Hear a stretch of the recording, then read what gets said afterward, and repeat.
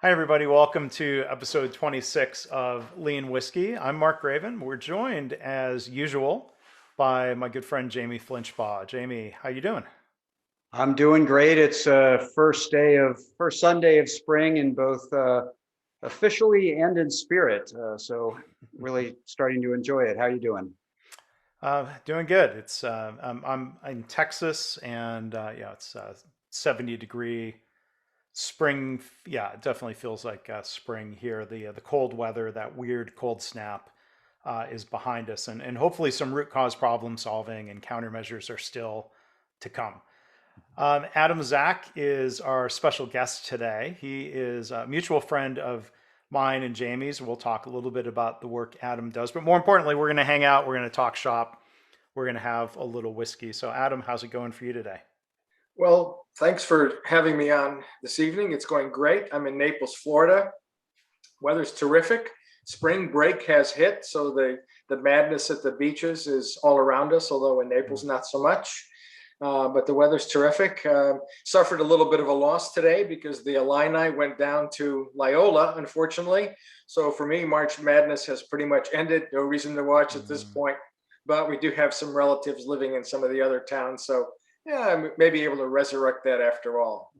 Do you Good to have, be well, drinking Irish. is, Good to be drinking some Irish whiskey tonight. That's all. yeah, is Loyola now your favorite team, or is some of your Loyola, relative that actually, you're, I have two nieces and one nephew that went there, so we have some family ties. But at the end of the day, I was born and raised in Illini, so yeah. whatever. Well, I'm sorry. I mean, my Northwestern Wildcats, another Illinois Yeah. team, is still stuck on one tournament appearance 4 years ago. They made it to the second round and lost to Gonzaga, but um, so it goes. But the Northwestern women are in the tournament, so I've got time Oh, sure. carved out Yeah. tomorrow to watch them, There's and still a that's chance. The yeah, the, yeah. the Lehigh women are in, um, and we don't make it often. We had two upsets to go in to make it to the big dance. So I believe they play tonight. So we'll see how that goes. And but usually don't get to root for them except for the Lehigh Duke upset from years ago. So I'll be pulling for one of my other alma maters, Michigan. But a lot of Big Ten here on the call. Yeah, you can see Sure. that. Yeah. Rough day for the Big Ten. Wisconsin lost as well. Michigan State lost. The play-in, don't call it a play-in game, but they lost the other night. So Yeah, I can take joy in the Ohio State loss though. Ohio State lost also. Yeah, That's weird. no tears lost on that one. That's why they call it March Madness. And another form of March Madness passed this past week, and this turns out to be totally coincidental. When Jamie and Adam and I were brainstorming a theme, and we thought we haven't done Irish whiskey yet. We were originally going to record this a week later, but still, March, St. Patrick's Day, Irish whiskey. I mean, I even put on a green shirt, even though it's a couple You days did past. awesome. Yeah, I did not put on a green shirt, and yeah, certainly it was March, but perhaps it was the fact that it was going to be a little later, a couple of weeks away from St. Patrick's Day. But yeah, we never seemed to make the connection. We chose Irish whiskey because we hadn't done it yet, and I actually had to go buy some. But yeah, we're just a few days past St. Patrick's Day. Not that not that St. Patrick's Day is historically a day of drinking, um, but at least in most of our lifetimes, it has become one. So Well, So on, we had some green cookies on St. Patty's Day, and my son, who now lives in a high rise overlooking the Chicago River, sent me a picture of the green waters on that day. So we celebrated, yeah, but no Irish whiskey that day. yeah. Well, I did have a little bit that day. So maybe we'll just transition to what we're talking about today. I had some Redbreast, which is a favorite Irish whiskey. So I've gotten into that a little bit in recent years. That's not what I'm drinking today. I'll share about that. I'll go last, maybe. So, Adam, you're our guest. Why don't you take a minute and tell us what you're drinking and why? All right. Well, thank you. I appreciate the opportunity to go first. I Must tell you that I consider myself still pretty much of a whiskey novice. So I had to do a little bit of research to come up with my selection. And I picked Tullamore. In fact, the specific one is called Tullamore DEW, which is an 18-year-old single malt. Now, again, not being an expert, I had to rely on a variety of reviews. And I will tell you that it was attractive because it said that it's triple distilled. This is on the label, I think, aged in casks or barrels that used to be used for making bourbon, and then they finish it for at least 6 months in a combination of Oloroso sherry butts, port pipes, and Madeira drums. And now that's supposed to create the magic that I've poured out of this bottle. And so far, I can tell you that my opinion is I really like it. Apparently, the finish is rich and warming, according to the distiller, and it has this lingering malty sweetness, which is intertwined with cinnamon, baked apple, and biscuit sweetness. You know, those are pretty fancy words. I'm sure he's not wrong. But for me, wow, the stuff just tastes really great, and I'm fine with that. Well, and look, we're not whiskey experts. Sometimes we don't go much beyond, hey, do you like it or not? So cheers.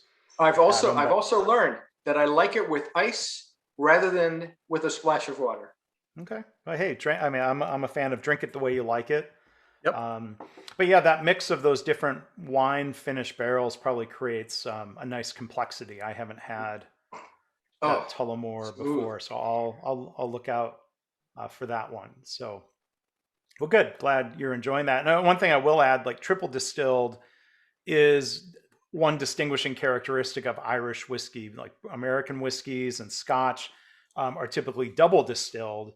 And there are pros and cons. There are some who say the triple distilling creates a nice smoothness. And then the downside of that, some would say it strips out some of the flavor because that's bound to happen with the extra distilling. But teach their own. That's right. Yep.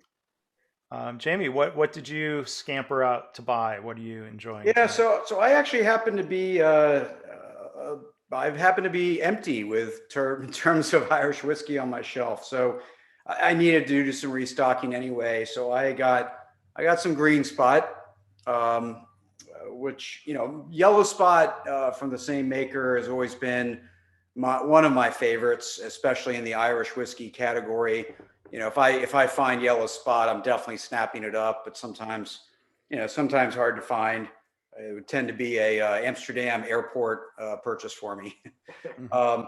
But what was interesting about Green Spot, which, you know, I don't think I've ever even had a bottle of Green Spot. It's been more, I'm in a bar and they have this, and it seems to be the most interesting. But this is a special edition. They work with Chateau Montelena, which is in Napa Valley, but is of Irish heritage. And so, you know, a family that started it came over from Ireland. And so they worked together and essentially aged the Green Spot, traditional Green Spot, in some Zinfandel barrels. And, you know, it certainly affected the color. Not entirely easy to tell unless you know Green Spot, but it's definitely got some richness and a little more Zin color than perhaps traditional Green Spot. But I think it's added some complexity. It's added some smoothness, a little bit of fruit, and it's definitely better than just off the shelf Green Spot, which isn't bad. It's not. Right. I don't knock Green Spot. I like it. I just don't usually seek out a bottle. But this is a bottle I would buy again. I enjoy the distinct differences from the traditional Green Spot purchase. So, a fan. And just for our listeners' sake, the Green Spots were, you know, they would mark barrels with dots of ink, and essentially took a practice that was really just how they stored and marked and kept track of their barrels and turned it into a brand. And so they have red, blue, green, and yellow spot. But Green Spot's probably the easiest to find. Very cool. Well, I was reminiscing a little bit.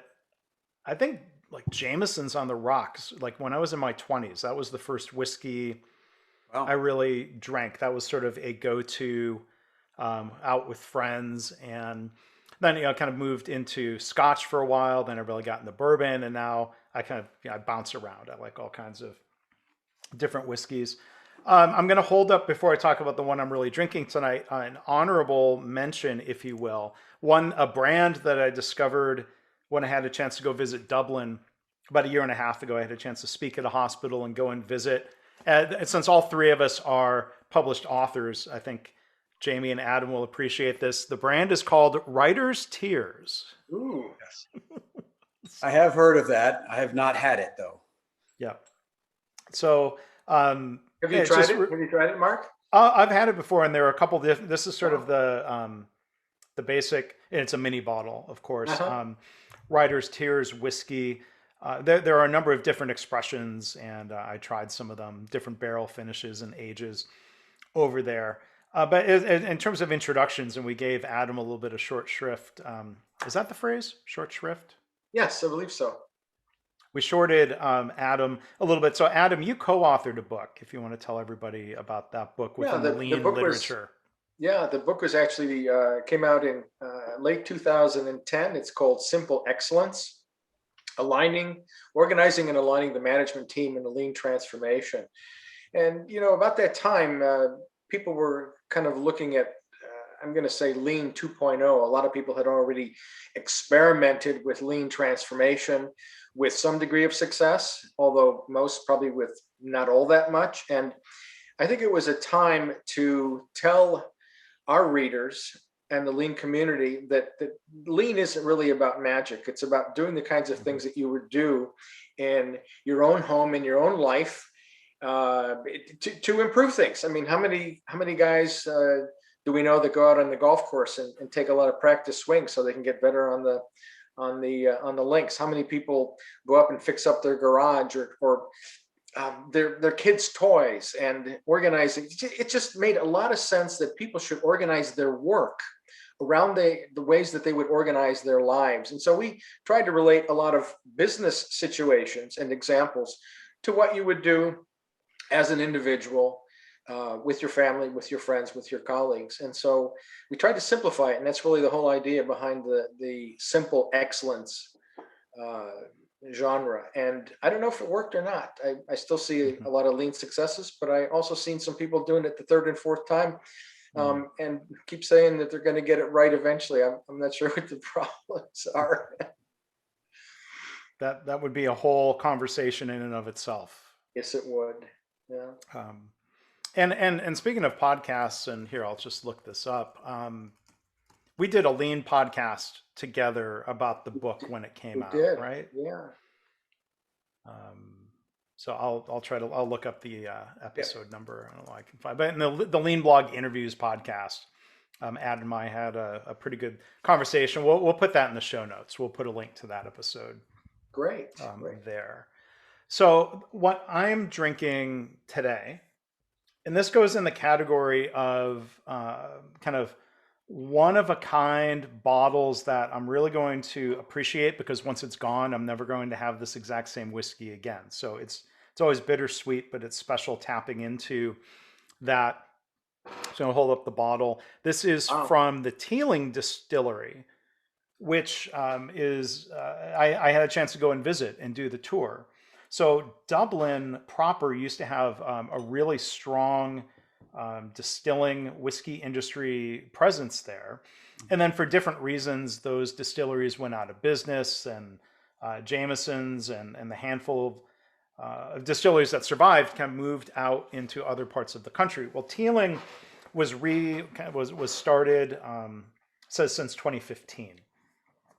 And so this is, and so there's a catch, right? It started in 2015. It's an 11-year Irish whiskey.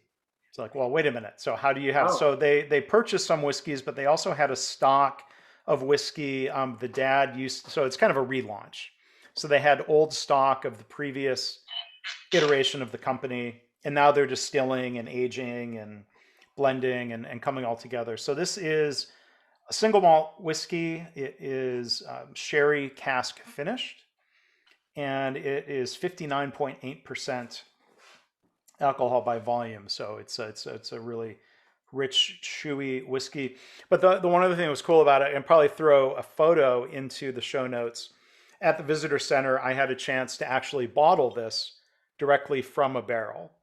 And so Oh, it also go into that single, not just single malt, but single barrel. And literally, once that bottle was gone, that is the end of it. So I figured this was a special enough occasion to crack that open and bring it back. This bottle itself weighs, I think, like 15 pounds. That was not the Yeah, easiest thing to bring back in a suitcase. that looks hefty. That makes it even more special. That bottle's not going to get thrown away. Yeah, you've Uh, done a few of those experiences. You certainly have gotten around to more of these than I have, and I've always wanted to do a little whiskey tourism, but even my trips to Scotland ended up so busy that I couldn't break away for a single tour. Um, but yeah, nice when you get those opportunities to go visit. I don't look my, forward my to. experience has always been whatever you can pick up at the airport on the way back is what you're going to wind up tasting because you just don't have the time when you're out there. Yeah, Yeah, well, that's not a bad option anyway. So Yeah, yeah. yeah. Well, when I was in Dublin, I forced a day, and I toured the Guinness facility in addition to the Teeling distillery. I prefer my beer distilled into whiskey, hmm but Guinness is its own special thing.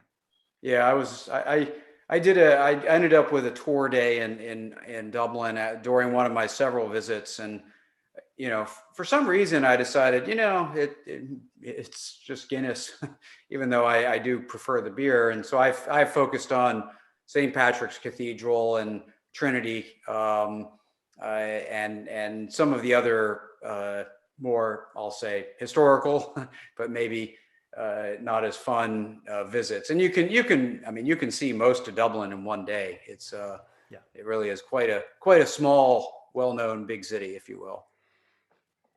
that's what the Irish I was visiting. They said, spend a day in Dublin and then go and see the rest of the country. Now that's the one thing I did not take the time to do, but again, someday. Yeah, Someday when we can travel again. right. Exactly.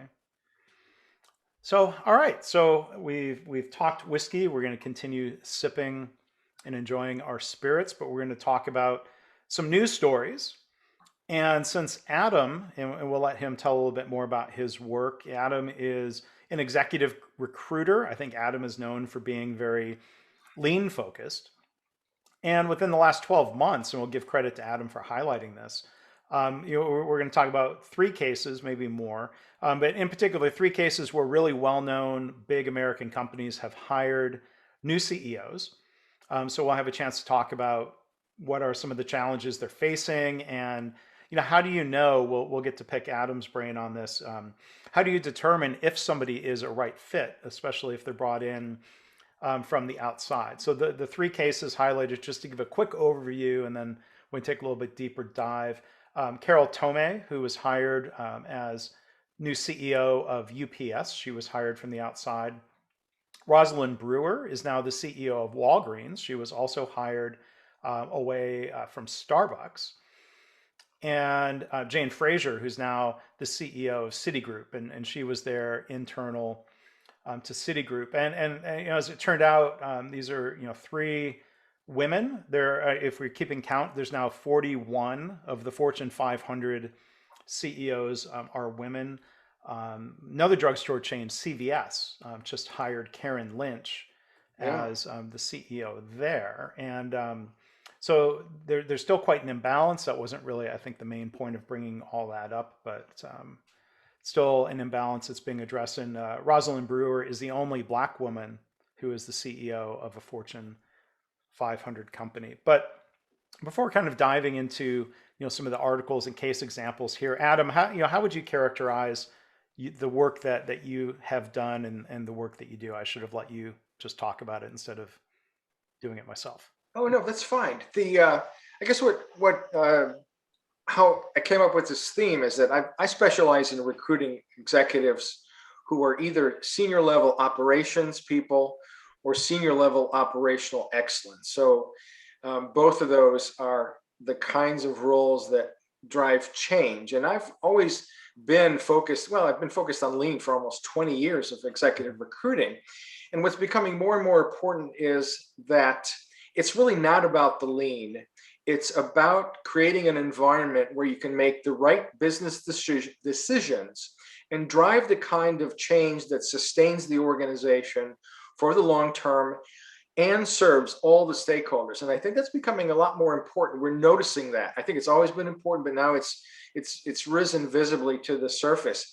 And what's interesting is if you really look at an organization that's bringing in or promoting a CEO, that individual is really the primary change agent for the organization, because they're the person who really builds the vision and communicates it, sets the sort of overall strategy of the organization, and then the rest of the executive team aligns with that. And that's how the business does what it's going to do from that point on. Sometimes that's radically different from what the predecessor did. You can take GE when they brought Larry Culp in. It was a radical departure from what Jeff and the fellow Flannery, I think, who followed him were doing. So that's a massive change. And of course, Culp has credentials to do that and experience because of running Danaher for so many years. Right. But in any event, every CEO is the chief change agent. And I think if we remember that and we get a good one, then everything else falls into place. If you get a bad one or the wrong one, then you've probably wasted your money and your time. Very cool. Well, these are, three examples. Citigroup, CVS, UPS. No company. They all have a strong history. No company is on their deathbed. These aren't really turnaround situations, but what they need to do over the next 5 years is likely all different than what they did in the last 5 to 10. And so, they're all facing a very different future than what their past, what the trajectory of their past would take them in. I do think the most obvious, perhaps, all these are pretty obvious when you start to look at some of their history, but when you look at Rosalind Brewer coming from, Starbucks and their service culture, and serving on the board of Amazon and their service culture, it says an awful lot about where Walgreens thinks they need to go. But, this is sort of a question of, and this would apply to any leader, but, applies to, voting for presidents all the way to, finding new CEOs. But how much do you hire somebody or select somebody based on the known problems that you're trying to solve versus the ones that you haven't yet seen? It certainly seems like some of these selections are based on the known problems, but certainly they have track record for leadership. So maybe that's all good for the problems you don't know either that are coming. So Adam. I'm sorry, go ahead. Well, I was just going to ask you, from your experience as a recruiter, how important is it to hire for quote unquote fit? I'm going to think of like a parallel. The NFL draft will be coming up in a couple of months. Does a team draft a player for fit, or do you take the best available player on the board? Well, that's kind of an interesting question. And I think it goes directly to what the board has to understand about the person that they need to hire for that specific role. Because in the US, the estimates are that something like 30 to 40% of all new CEOs fail within the first 18 to 24 months. And, the risks we're talking about here, I think the first one is pretty obvious, that you're going to find and put in place the wrong person. And I think the bigger risk is, at least initially when you're first starting out, is that you're going to reject the right person because of your biases, which are often rooted in what the business has always been and what the business has always done and what the business requires in the future. You tend to think in a linear fashion about the role and the person that needs to come into it, whereas sometimes the chaos is just so massive that you really need to understand what is the nature of the job you're hiring for today, but also how is that job, and therefore the requirements of the person who's doing it, how are those going to change over time? And so that brings up actually a number of issues. For instance, do you want a person who's been a CEO before? Mm-hmm. Or are you willing to bet on someone who's ready to be the first-time CEO? And that's a tough question. Do you want to go internally only, or externally, or a combination? And then the specific experience. You can go with somebody who has current or recent industry experience, but then do they come in with a fresh pair of eyes? Or it could be a related industry, so that may give them a little different perspective. And obviously the freshest point of view is someone who comes in totally from outside the industry. But then, and this goes to Jamie's point, is that person going to fit in? Because before they can become an effective change agent, they have to create a buy-in around them, around their agenda and their vision, or the people that they want to lead are simply not going to follow. And that's what makes this so tough. And that's why every one of these is so unique, because of that challenge, essentially. Mm-hmm. Well, think of that 18 to 24 month failure rate. I'm going to draw a sports analogy again. It seems like there are many more cases of NFL teams firing a head coach after 2 seasons or even just 1 season. They're like, we gave this coach a chance, out. But is that, is the business world more impatient? Well, I can answer that by saying yes and yes. And it's unfortunate that sometimes the person who is identified early on as a failure will be allowed to continue in the role because the board doesn't want egg on its face. Every single one of those board members is a former CEO or even sometimes current CEO or senior executive of another very large company. Mm-hmm. They don't want to look like they made a mistake because that casts a doubt on their judgment. Mm. So we see situations where, unfortunately, the situation isn't fixed in a timely fashion, and so it drives the company further down. Now, there are other situations where they take their lumps and they move ahead with a new person. That takes guts, and not a lot of companies want to do that. And so, I'm not sure. I'm not sure there's ever a right answer. I think the most important thing you can do is just prepare the ground, the fertile ground, right up front before you do the transplant. And that means, there's standard work involved in the process of recruiting a CEO. And if you don't follow it, if you take a shortcut, if you don't do that last final senior level reference check, there's a lot of things that can go wrong at this level. And at that person's level, the leverage on the whole organization is so tremendous that you really have to, I think you just really have to understand what you're doing and just do the due diligence, dig deeply. Well, I think the situation, the context of the situation has, certainly a lot to do with that patience. When you look at a turnaround situation, right, you may not be able to give somebody 18 months, right? If times are really desperate. And we've seen, in the soccer world where most teams, when if they don't do well enough, they get demoted, right? They don't just have a bad season, they end up in a different league. And so the consequences of a poor season and finishing poorly are pretty significant. So we've seen sometimes, you get 10 games to turn it around and then they're going to go grab somebody else. But these 3 cases, again, none of these companies are at death's door. I think they can, they know they want to transform, but they're being proactive about it. And they're trying to, set up the future of where they're going. And I think these selections say an awful lot about where they want to go. Mm-hmm. I'm not entirely sure about the UPS one in terms of what it says about where they want to go. I think that is worth some analysis.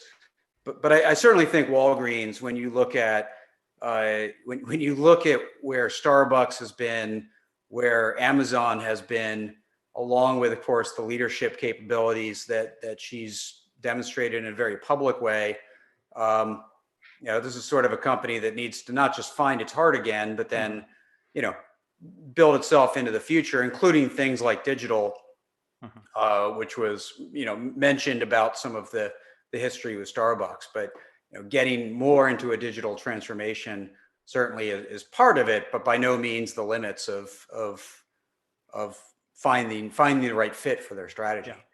Well, I mean, I don't know anything about the drugstore industry, but you look at Walgreens and CVS, they're often located across the street from each other. They're both pretty ubiquitous now in the United States. I'd be curious, think of Rosalind Brewer's background at Starbucks. Like, there are people who love Starbucks. Like, there is this emotional connection and loyalty that goes beyond a loyalty points program. Like, there are people who really love Starbucks. I'm curious if there is anybody out there who really loves Walgreens or CVS, or you just get locked in because, like, well, it's just easier to refill my prescription than it is to move it. And is there an opportunity, like, I don't know, is that required in the drugstore space for somebody to say, oh, I love Walgreens? I don't think it's required, but I do think that there is, it becomes more than just a transaction, whether it's based on trust or enjoyment or relationship. But you look in my neck of the woods where I live, and I know they've penetrated at least part of where Adam lives, but Wawa is, it's just a convenience store with gas stations, right? I mean, how exciting is that? But yet the passion around Wawa and the relationship people have around Wawa, whether it's, it's okay coffee. But the passion around getting Wawa coffee is different than 7-Eleven or just about any Exxon station you can get it at. So I do think it's possible to build a more emotional connection, whether it's probably not the same as Starbucks, but still build an emotional connection to something that is fundamentally a fairly transactional type of market. I mean, I'll try to frame it in a lean perspective. Is part of the value as defined by the customer, the quality of the coffee, the quality of the experience, or in a way like the feeling that you get from it. There are times where I will gladly overpay for a cup of coffee at a place that's not Starbucks because, like, oh, they're doing the fancy pour over thing in front of me, and there's this different experience, and it's artisan or whatever you might want to call it. I guess I find value in that goes beyond the drink itself. Here in Florida, we have CVS, we have Walgreens, and also a very strong regional grocery chain called Publix.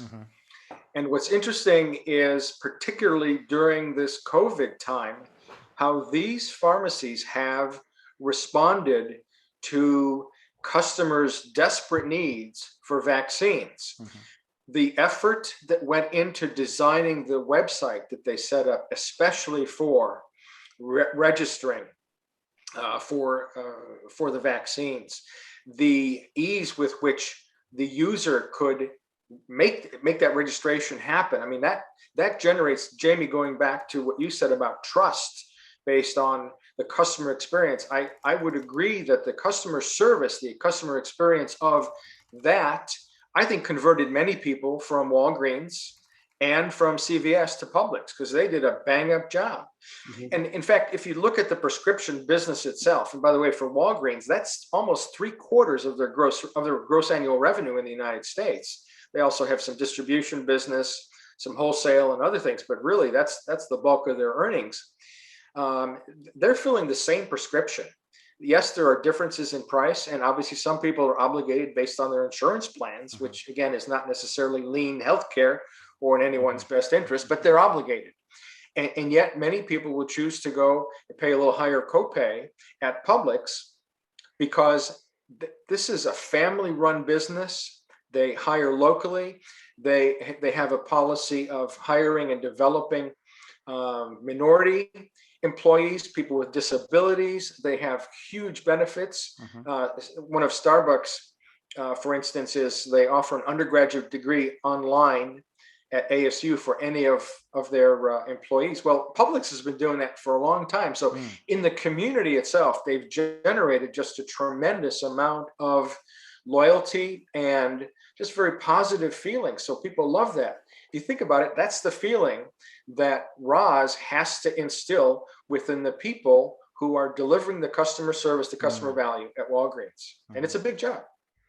So when you talk about Publix, when I lived in Orlando, I thought people just loved, like, what is it, the chicken tender sub? I thought that was the main. I never ate one of those because I don't. That's not really too many carbs, Mark. Not really on my diet, but Publix does engender a loyalty and a fan base. You know, there were Wawas in Orlando, and you're right, Jamie. People feel that way about Wawa, like especially in Philadelphia when I was doing work in Philly. But Publix, in a way, reminds me when I was in grad school in Rochester, New York. Wegmans is famous for having like this really rabidly loyal fan base for being another, relatively high end grocery store chain. So it's kind of interesting to see when organizations create that. Yeah, and it's certainly, it's certainly her opportunity to build that with Walgreens. Build that same kind of thing. It is interesting. This is also her first full, standalone CEO gig, which is, really a chance for her to, not that she doesn't have a massively impressive career, but to really put an exclamation mark on that career as a CEO, and what can Walgreens become? Is it going to be fundamentally different when she's done with it? And certainly her track record suggests that it will be.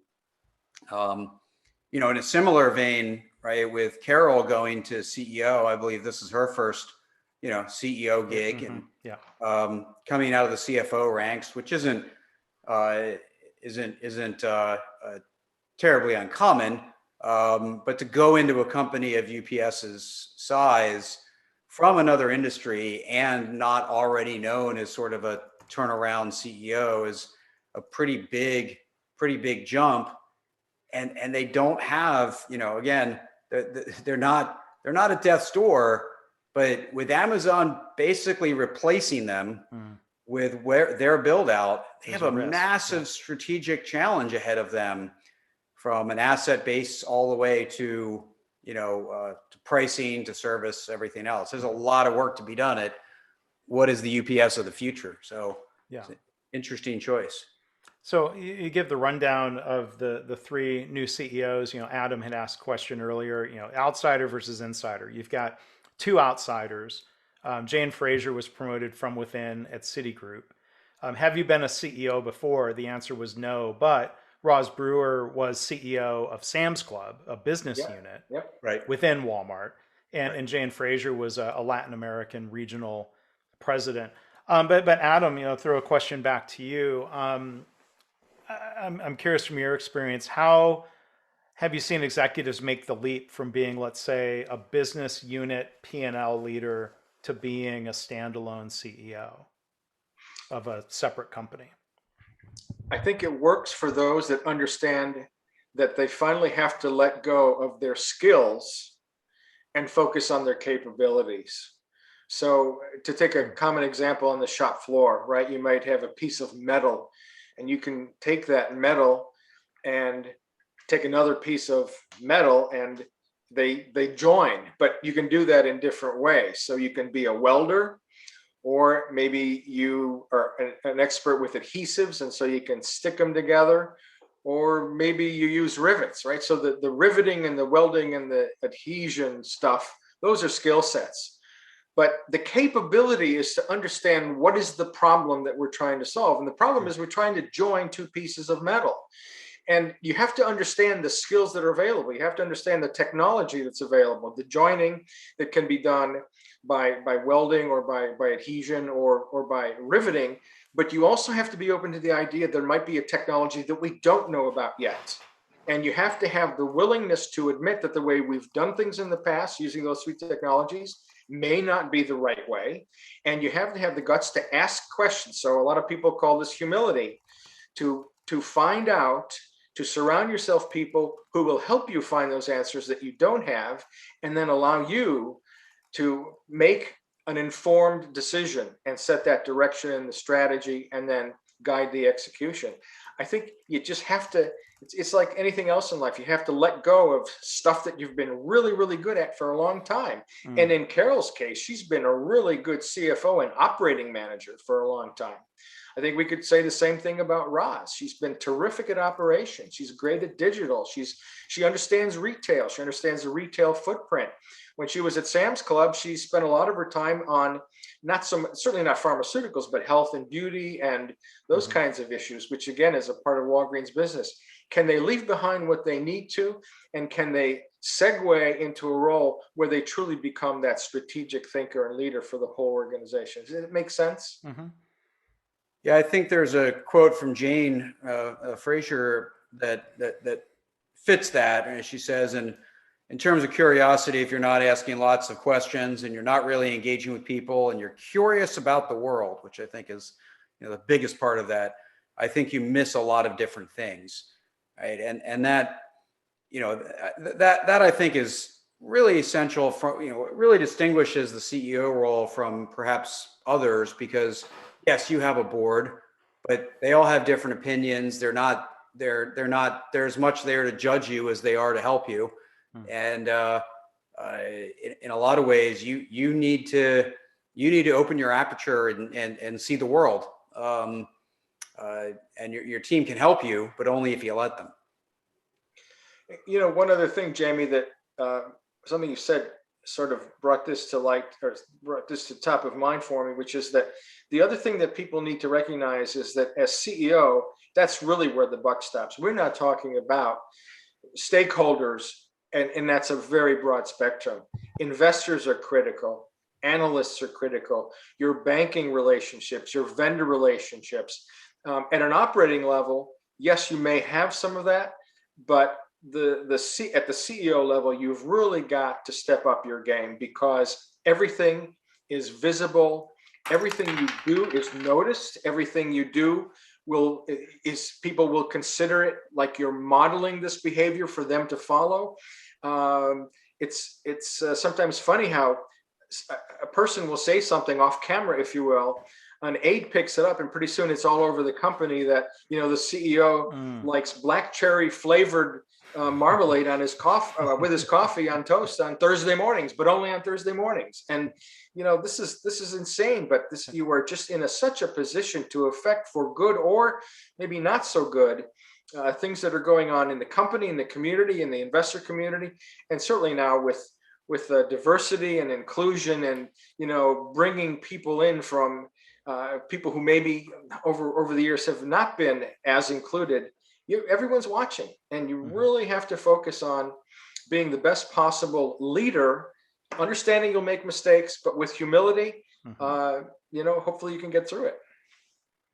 Well, I'm going to tell a quick story. I mean, this is from the healthcare realm. This is not Fortune 500 CEO land, but Adam, to your point of, people watch the CEO, and sometimes the CEO doesn't realize the weight of their position. So there was a time I was moderating a panel. You might have been there in the audience, Adam, at one of the Lean Healthcare Transformation Summits, where one of the hospital CEOs was talking about a time he was doing a Gemba visit in the hospital cafeteria. And he made an offhanded comment about he didn't like peas. I guess that was on the menu that day. And he learned like 2 or 3 years later, they had literally stopped serving peas in the cafeteria. So his expression of, hey, I'm just connecting with people and I'm expressing a personal preference, got misinterpreted as a mandate of, you don't serve peas in the cafeteria. And I thought that was a really interesting reflection on his part. Yeah, I think as you look at these new leaders coming in, I'm sure I had this happen where I recently am working with somebody, and there's a new chairman of their organization who has a very specific track record. And we've already had the conversation. What does their track record mean for what's coming to their business? So, Carol's an interesting example where, at Home Depot, of course, she was CFO for so long. She really had every experience there is. Like 18 years. Yeah. 18 years. Yeah. Like, I mean, that's a tremendous tenure. But one of those experiences, which is just inevitable over that time frame, is having to close stores, right? And she does talk about that. But you kind of what hints about her past are folks at UPS starting to pay attention to before she has a chance to really, set and communicate a strategy and as she comes in, because again, is a company that needs a different strategy with what's going on around them if they're not going to fall by the wayside the way FedEx has started to do. Well, I think to your point exactly, she's made it pretty clear, and I think her experience back at Home Depot would indicate that she understands that bigger is not better for its own sake, and growth for its own sake is not growth at all. It's you're creating a mess, you're creating chaos. It's like, sure, we can sell a whole bunch of stuff, but at the end of the day, if every sale is not profitable, why are we doing that? And so her experience has been in a similar vein to what UPS is trying to do, is to utilize asset utilization. We have all these stores, or in UPS's case, locations and airplanes and other things. So, and UPS used to, I mean, they were going to buy another bunch of airplanes for some reason or other, and then they'd have to fill them. And so to fill them, they'd have to use, essentially go out and find less pricey cargo to ship. So they might even take loss leaders just to send out a full airplane. Well, the same thing was true with Home Depot. They found out that they had so many stores and they were selling products, they had a whole bunch of products that they had in stock, in inventories that were not moving. She got rid of that stuff. I mean, it's just, this is basic common sense business blocking and tackling, but you have to pay attention to the details. You have to want to know, you have to want to look.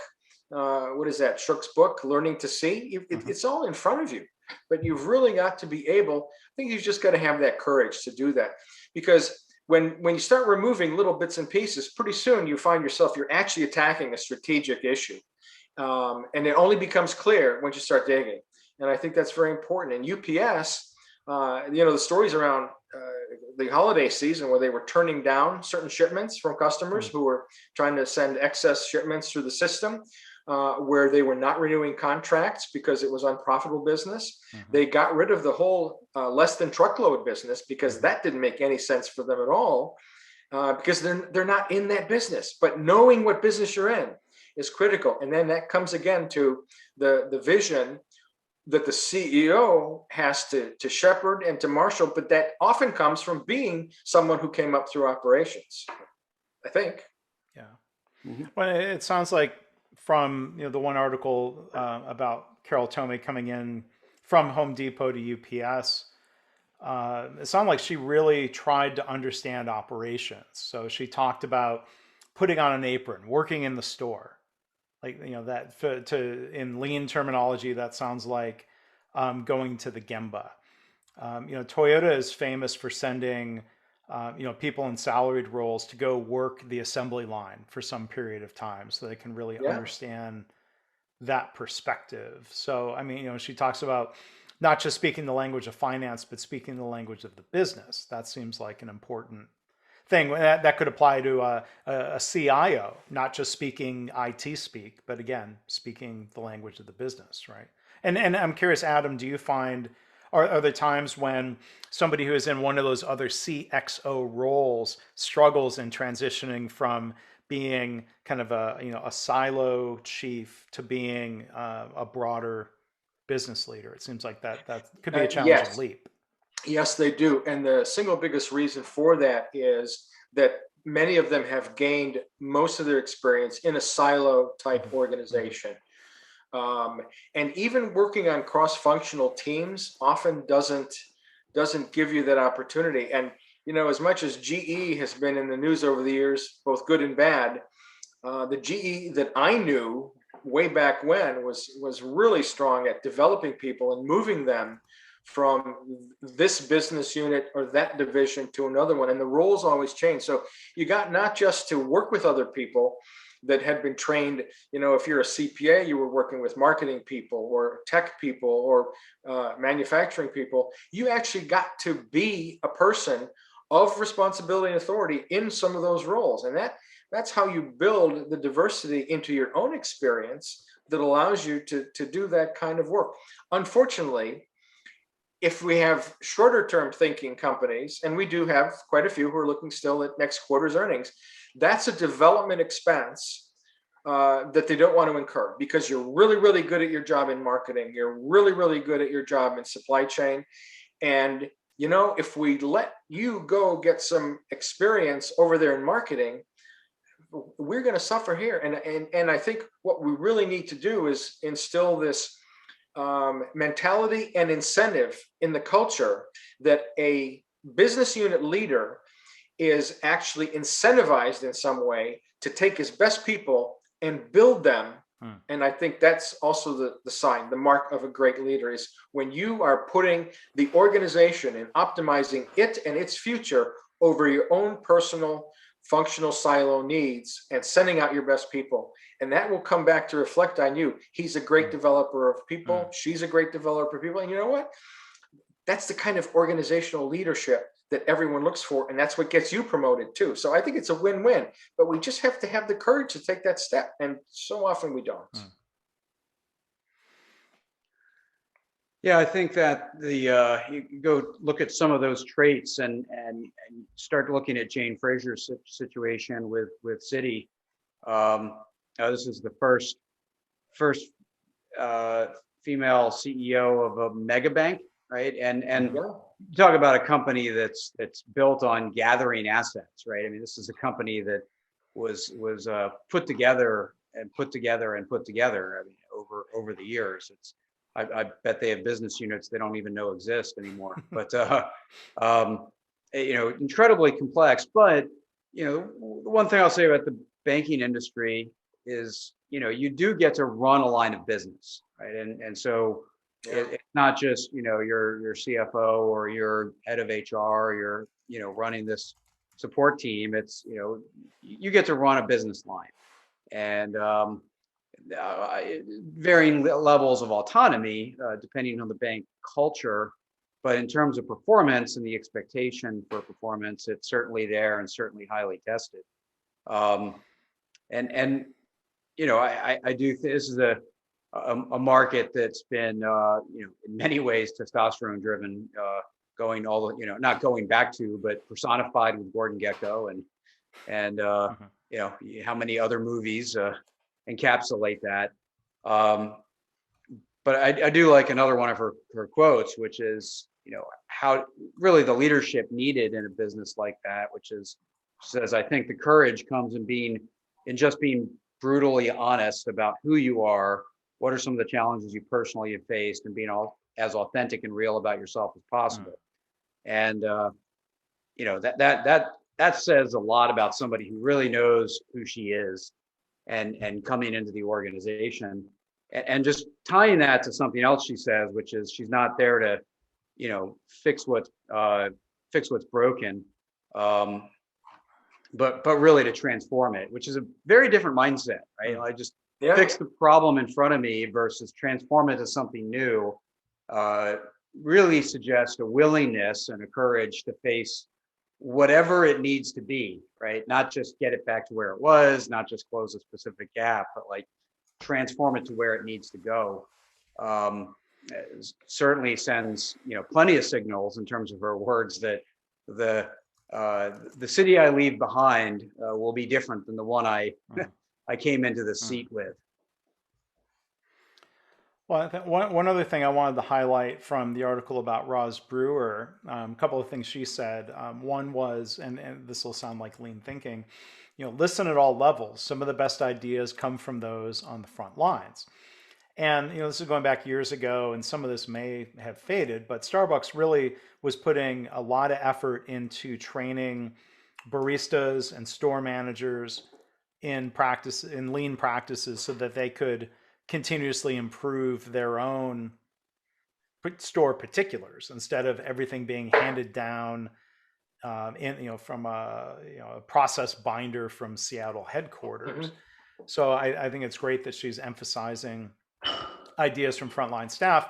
But then, the article also highlighted, and I didn't realize this as somebody who frequents Starbucks a lot and is a fan. It says they were paying retail workers early on in the crisis, even if they didn't work. And so that reminds me of what Toyota does when their factories are shut down because of part shortages or financial crisis or pandemic. They'll pay their employees because they view those employees as, it's more of a long-term investment in the employees, and so I think that to me really makes very practical this idea of respect for people. It's easy to say, oh, we have a corporate value that says we respect people, but it sounds like Starbucks was really trying to do the right thing for their employees, which I'm sure engendered a lot of loyalty to get those employees back quickly when they were opening up. And I only think those employees are more willing to go above and beyond and provide great service because the company treated them that way. There's actually, your example here reminds me of an interview that I did. I was doing a search for a vice president of continuous improvement, and one of the people I interviewed early on was a Starbucks executive who had actually worked with Roz, and he recounted a story. And again, this is straight out of Toyota, because when Roz initially joined Starbucks, one of the things she did was she wanted to work every job, and she worked as a barista for a few days. I'm not sure which location specifically, but the story is that she was wandering around and digging into this operation. And, the front line, the front line is often right behind that counter. And she apparently identified a major bottleneck, because what was happening is in the customer drive-up line, customers would place an order, and then as they pulled over to pick up the order, they would also request water to go. Well, that took all the whole process was just thrown completely out of whack, because the window person essentially needed to completely redo the order to add just that one glass or two of water. So at the shift end, Brewer suggested, I was going to call it a Kaizen. He didn't, but she suggested they get together for brainstorming improvement. I think that's what she called it. And they came up, the team now, Roz didn't, but the team came up with the idea to add one single question to the script of the person taking the order. And that was a question: would you like any water with that? Yes. Now, it's such a simple thing to do, and yet it was implemented rapidly at no cost, fully effective the next day, rolled out to the region, and eventually, I understand, became standard operating procedure for the business because of somebody noticing a bottleneck and then actually doing something about it. So again, it's go to the Gemba, sorry to use the lingo, but go to where the thing is happening, take a look at, and she had the courage to say, yeah, let's do it. And I think that's just terrific. And maybe that comes from the engineering background she brought to the table, or some of the other things that she also comes to the table with. But I think it's just a great example of truly embracing some of those lean concepts that Starbucks, Starbucks has actually been doing that pretty well, I think, now for a while.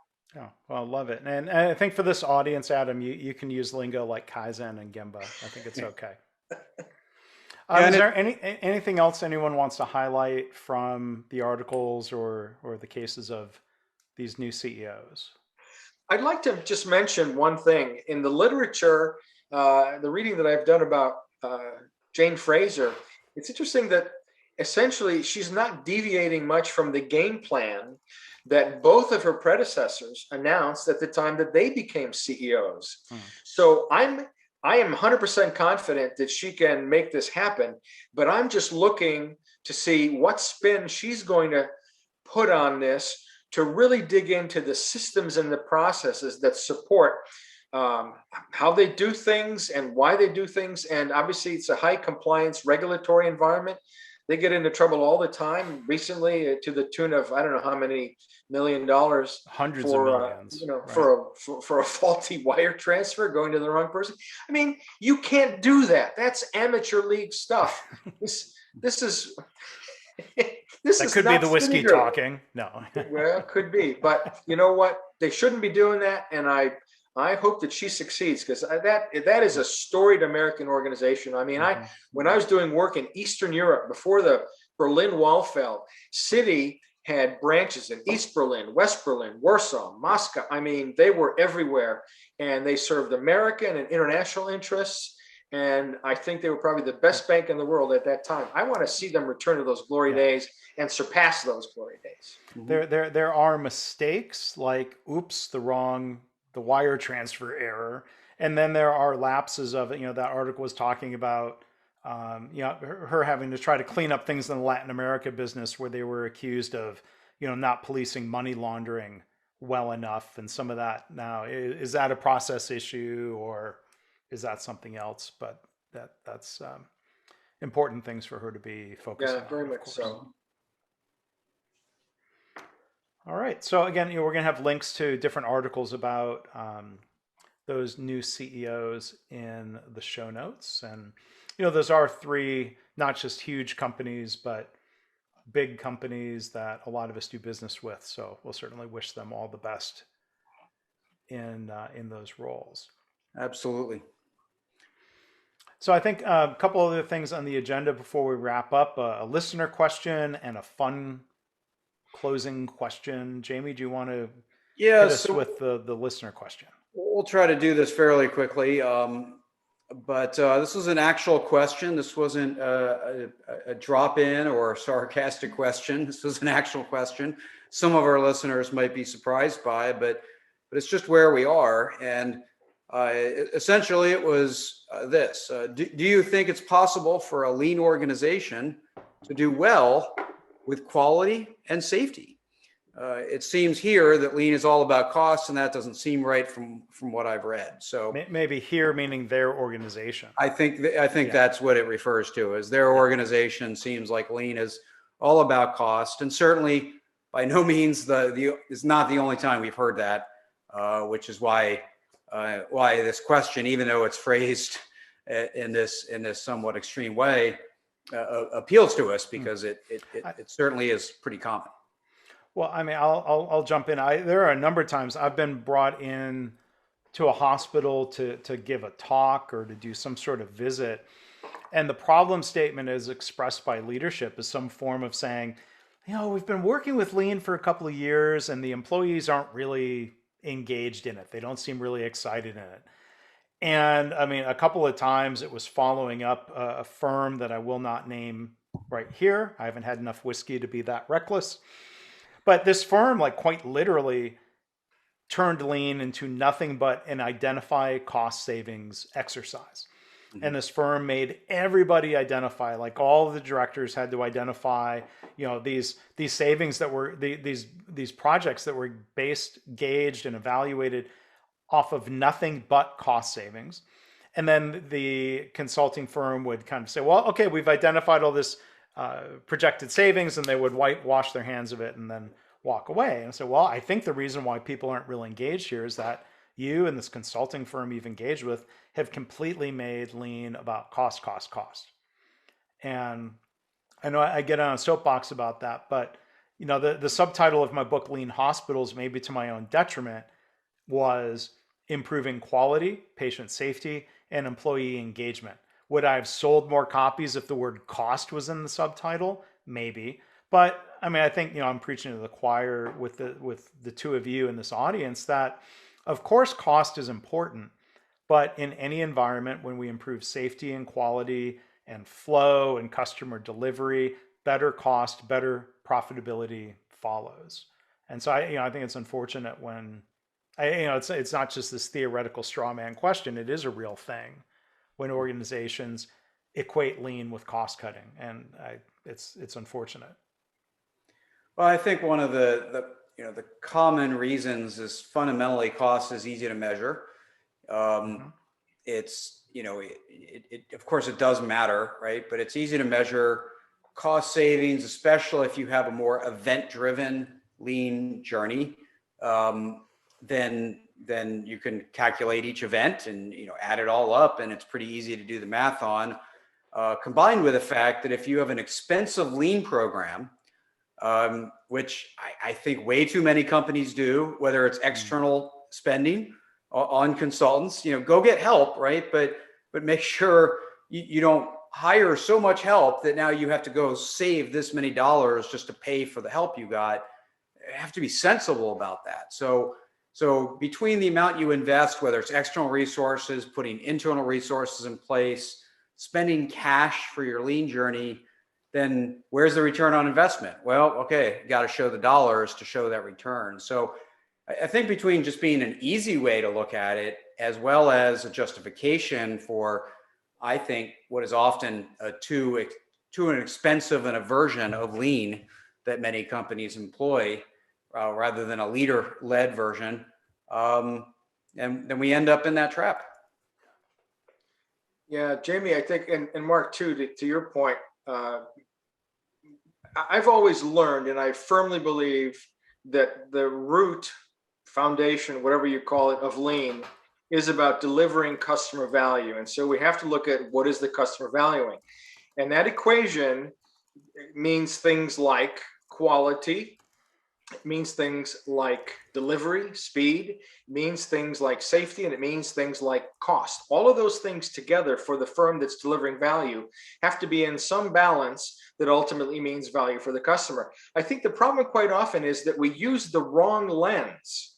You see, cost is not the biggest factor. Cost is a result of looking at the other pieces and how they fit together and how well they fit together, because ultimately you're going to spend more or spend less on all of those things if you're not paying attention to the right lens. So I believe the lens initially, and I think, Mark, you wrote in this about this in your conversations and writings on, was it Alain Belda, right? With Alcoa, and the fact that he focused so much on With safety Paul at O'Neill, Alcoa. right? Yeah. And I'm sorry, that's right, Paul. And the function of cost is a derivative. If you focus on safety, everything else falls into place. I mean, we saw this at COVID, considerable expense to many companies that were simply shut down because they couldn't adequately take care of their people. Their people were calling in sick. They were ill. They had to shut down the business. So where's the cost savings in that? If you're not investing in protecting your people, this goes, this is even more basic than keeping them engaged in your work. The idea is, if you don't have safe and secure employment situation for people from a physical as well as a psychological sense of safety, you're going nowhere. And the company's failing in its mission if it's not doing that. Mm-hmm. Well said. We could talk a whole hour, especially a whiskey fueled hour, about we could about all of that. Yeah, I think the key summary is, be purposeful with your lean, and it'll cure all of those sins. So so finishing with a fun question. We've bounced around with various different topics, but one we haven't covered is, what have you been reading lately? Before I share what I've been reading, I have to share that reading, I always fit in to my life in different ways. And so it used to be I would read on planes, right? Because I can't work until 10,000 feet. So let me open up a book once I get on the plane and read at least until 10,000 feet, if not until when we land. And that's where I got all my reading done. Well, I haven't flown since the first week of March last year, so that went out the window. And what's interesting is during COVID, I've done a lot of my reading outside on the porch, and kind of like I go out for the Saturday morning with a French press and a book and go read. But we've had a pretty rough winter, and I've kind of noticed my reading consumption has gone down because it's been too dependent on going outside to go find a good spot to read. So fortunately, it's getting warm again, but next winter I may have to solve that problem in a different way. So Mark, what have you been reading lately? So literally reading today, I was reading a book written by a guy named Art Bell, who I'm going to be interviewing this week on my other podcast, one of my other podcasts. my favorite mistake. Art Bell was the creator of what became the Comedy Central network. He was working at HBO, had an idea for what became the Comedy Channel, and then that merged and became Comedy Central. And so he's written kind of a memoir about all of that and his experiences at Comedy Central. The book that I was planning on talking about is sort of related to my favorite mistake. I was searching Amazon for books about business mistakes, and there are a couple of those. But I found this book. It's a children's book. It's called The Girl Who Never Made Mistakes. And in a nutshell, it's about this little girl who was really known in her town of like, that's the girl who never makes mistakes. And it got to the point, though, where she put too much pressure on herself to hold up that level of perfection. And she was performing in the talent show, and without blowing, the whole story, I don't know if anyone, people should go read it. So it's a spoiler.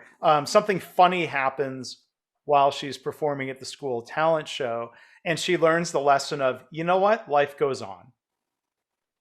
And I think that's an important lesson as a recovering perfectionist, even as an adult. That book resonated with me. And so it's a charming little book. I had a chance, this episode has not been released yet, but I reached out to the author and illustrator of the book, and we did a podcast episode together. He shared a mistake from his career. And so that book was something that I don't normally read children's books. As Mark Pett, the author, and I said, that might be kind of creepy if I was normally doing that. I don't know. But I had a good reason for reading that one. Yeah, that's an interesting choice. So Adam, what about you? Well, Jamie, to your point on doing reading, I try to read probably first thing in the morning. And I normally read a book as opposed to a newspaper. In fact, I was an addict to the Wall Street Journal. It was the first thing I would do with coffee. And I began to realize that that's yesterday's news. And why am I filling my head with that when what I really should be doing is looking for new ideas, new perspectives, new ways of thinking. And the best way to do that is, I think, reading a book. It could be history. It could be something related to business. It could be related to continuous improvement, but not, a how-to book, but rather the theory, the underlying philosophies, why are we doing any of this to begin with? And so I try to pick a couple books, maybe 2 or 3 a month, and I read first thing in the morning, usually for a couple of hours. I do check email first because, sometimes in business, there is a burning platform and you have to address it. But my selection, I think, is just a little bit different this time for me than some of the other ones. And it's a book called I Believe in People. Probably can't see that, it's too bright. And this was written by one of the Koch brothers, Charles Koch, and also with a fellow co-author, Brian Hooks. And the premise of the book is really pretty simple, but I think we've all seen this. And that is that the institutions that we've built for ourselves and depend on in our daily lives, whether that's our healthcare system, whether it's our financial system, whether it's our political system, whatever it is, we've relied on these to do things for us and help us do what we want to do in our lives, in our businesses, whatever. And they're not working well. People are not getting the value they expected. They're not getting the value that they've paid for. But more importantly, some of these institutions are actually getting in our way. So the authors proposed this idea of social entrepreneurship, which is really that if you as an individual see something that's not working, something that's not right, why not take a step and do a little research and figure out if you can in some way make a difference. Now, the lead author here, Charles Koch, is 85 years old. Koch Industries, highly successful company. They have their own version of continuous improvement. It's not Toyota production system, but they have principles, and they've been really guiding him personally. And that's what influenced how he's run the company for all these years. And so he takes a lot of that and says, if we as people individually went out into our communities, into our churches, into our whatever we wanted to look at, and actually take a deep interest and just start doing things about it, it could be a sea change. It's ground up. It's not top down. And that's really what's going to make it last. It's going to make it sustainable. And guess what? If you're doing something interesting and great, people will naturally jump on that bus with you. and maybe we can get some actual change going on, change for the better in this country. So it's really an inspirational book. I'm about 2/3 of the way through it. I recommend it without question. Awesome. Yeah, and we've seen plenty of that during the pandemic of all sorts of micro and macro change led by people doing what they can do in any domain. So what I've been reading and working on for a while, because I tend to only read this one at night. I do like to read in the morning. But I tend to read The Economist usually. Which is it's a combination of news but also analysis, which it was why I kind of like The Economist over some of the other publications. But I'll get in a workout, I'll have an espresso, I'll sit down and read The Economist, and then start my day. But the book I'm reading is Team of Rivals, which is about Lincoln and his cabinet largely that he put together. And it's a really fascinating book. Besides the fact that it's almost 800 pages, it's a big one. I'm still only holding a Kindle, so it doesn't remind me that I'm done, other than how many days in a row I've been working on it. But the leadership behind it is incredible. Lincoln's ability when the entire country is calling for the Secretary of War to be dismissed. And he basically gives a huge speech about how it's all his fault, and just incredible what he did and how he was able to piece things together. But it's also interesting that it makes today's political theater, which many people will think is the worst it's ever been, forgetting that Aaron Burr shot Hamilton, but it makes it look like a school play. Right? Today's political theater is nothing. Speaking of theater, people know Aaron Burr shot Hamilton because of the play Hamilton. But yeah, they do know that. They don't realize that wasn't just an anomaly, right? It was. Yeah. I mean, during leading up to the Civil War, not even when it started, but before it started, you had one congressman beat another nearly to death, putting them in the hospital inside the chamber. Right? So political theater was pretty severe, but it's an extremely well written book. Really enjoy it. So about 2/3 of the way done. So if people are looking for something to keep themselves busy, I definitely pick this up. Yeah, I've heard great things about that book over the years. The only other comment I'll add: it's funny that for safety's sake, you're not allowed to have a laptop out during takeoff and landing, but an 800 page, it almost sounds like 800 pounds, an 800 page book flying around the cockpit or the cabin is not really a good idea. That's okay. Cockpit, cabin, that's the whiskey talking. So let's wrap this up. Well, let's do that. Let's wrap this up. Well, mine was really good, gentlemen. Salute. Cheers. I saw Jamie pour a little more. I poured a little more. I did. I think I am done for the evening. But we want to ask everyone, to check out past episodes at leanwhiskey.com. You can spell lean whiskey however you like, and it'll get you there. You can also go to leanblog.org/leanwhiskey. You can also go to Jamie's website. Yep, you can find me at jflinch.com and then /leanwhiskey to find the podcast. And Adam, what website do folks find you at? Well, the best one today is leanrecruiter.com. There you go. We hope people will go and check that out. So if this is your first time listening, let's say if you're streaming it through the webpage, you can look for us on Apple Podcasts, Spotify, Google Podcasts, many other places, basically anywhere you might find or listen to a podcast.